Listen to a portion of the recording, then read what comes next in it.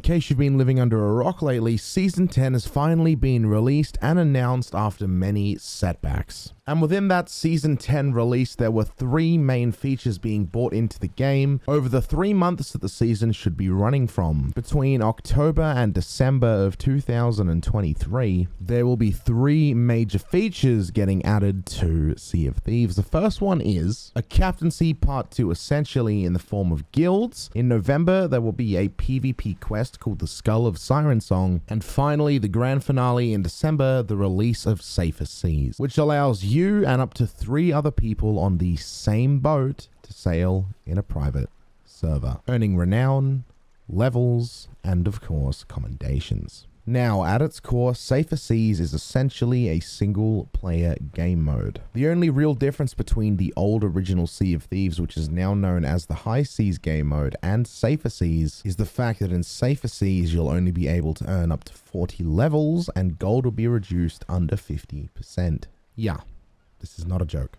This is reality. Now, I'm not going to get into whether or not this is a good or bad decision, but I'm sure you guys can down in the comment section. Just make sure you keep it respectable. But with that being said, I'm sure the last thing anyone ever expected from an open world PvPvE game mode would be the option after 5 years to put it all away and play by yourself. The core use of this solo game mode is for newer pirates and players coming into the Sea of Thieves world to essentially test the waters, pun intended, without the risk of other players coming along to either kill you, sink you, or take your hard-earned loot. In turn, in this solo mode, you'll be able to do things like the Tool Tales, complete world events, and do any voyage of your choosing. While the only things that are restricted to the high seas will be engaging in the Reaper's Bones or the Athena's Fortune factions, both respectively in Hourglass and the main game. Again, with the only difference being the fact that you'll only earn 30% of the total value of loot, and all level cap progression will be capped at 40. It'll remain the same experience as playing Sea of Thieves High Seas, meaning we're at the start of a possible paradigm shift with the way open games are going. Now, from a new player perspective, this is both a good and a bad thing. On the plus side, you'll be able to get a firm understanding and fundamental idea on what Sea of Thieves has to offer, but on the downside of this, although you will get a basic understanding of how Sea of Thieves plays,